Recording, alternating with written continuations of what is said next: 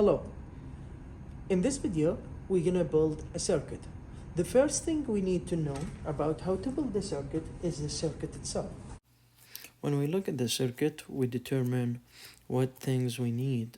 And obviously the power supply, we need 4 resistors. As we can see, all 4 of them is 10K on the breadboard. First thing, I'm gonna start from the power supply.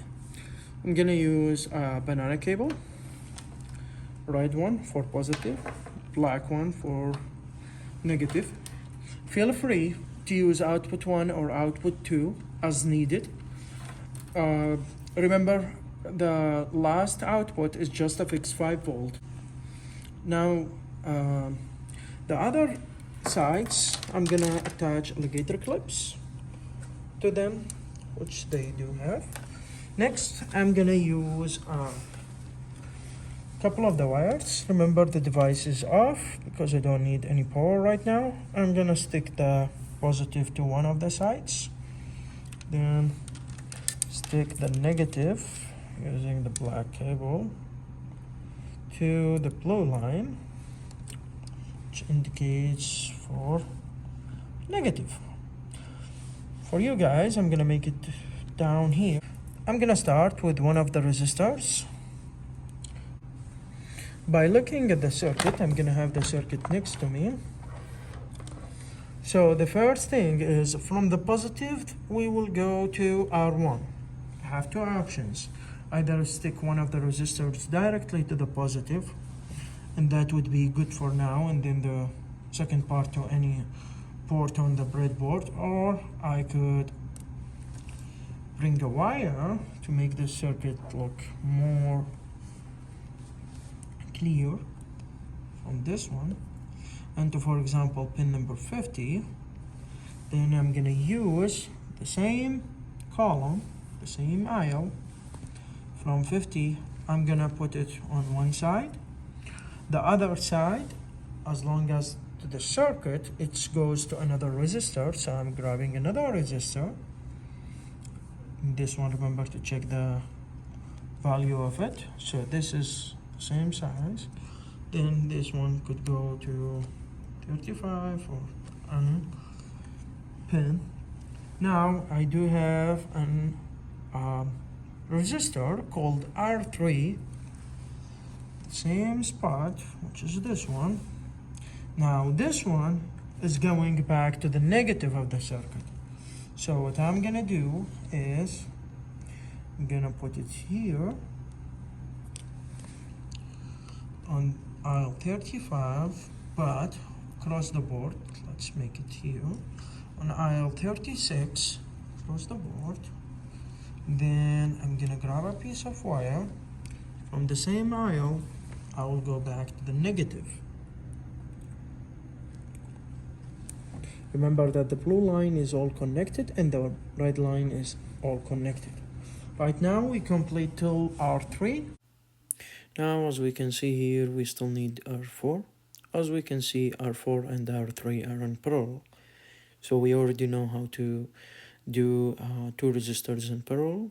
If you don't, please check the video that I have on the channel for the resistors. As you can see here, the ending of R3 and R4 are connected right now. Here we are looking at node 3. As you can see here, it consists of R2, ending point, R3, starting point, and R4, starting point. All connected together. For the node 0, both of R3 and R4 connected to the negative. So we have R4, and here we have R3 connected both through the black wire to the negative.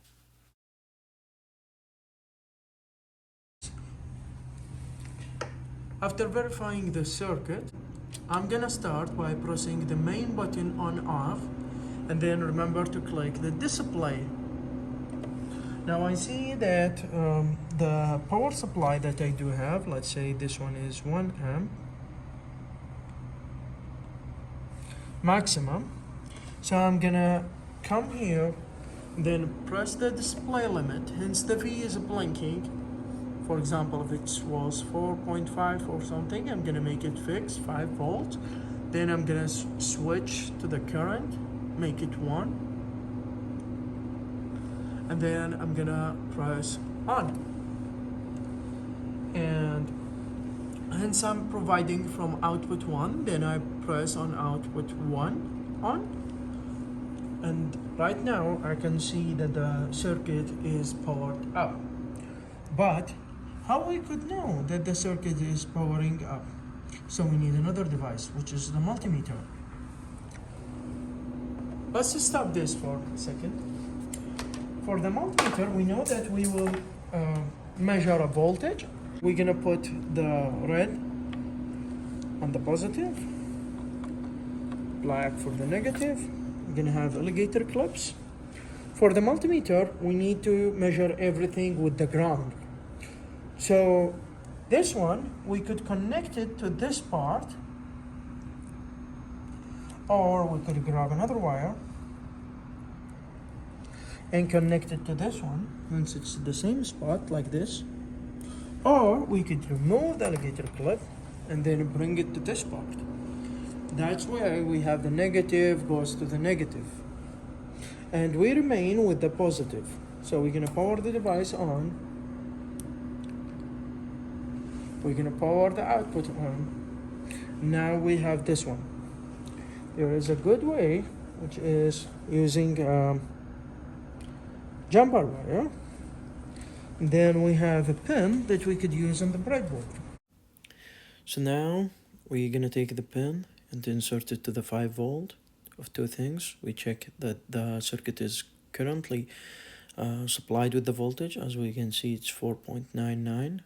So it's literally exactly as we measuring from the power supply. If we go to the first resistor, we're still on the same node.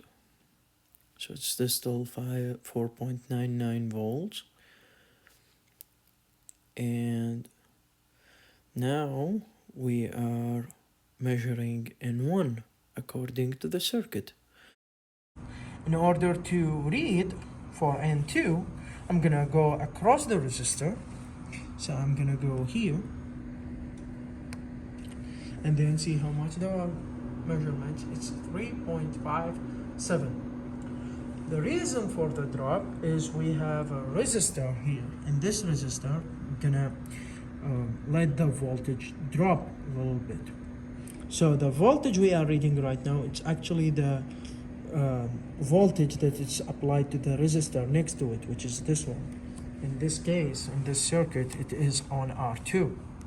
Next, in order to read from N3, I'm gonna shift this one to this one. And now I am reading node 3, 0.71 volts. Now, could you guess how much we should read from N0, which is with the ground? If you guess it right, then yes, we should read about 0 or as close to 0, which is 0.12 small m V, which indicates millivolts. Remember, according to the lab manual, anything below 400 millivolts is considered low or 0. And that's it for me. Thank you so much for watching, guys. I hope that you enjoyed the video. Please let me know if you have any questions or concerns in the comments below, and stay safe.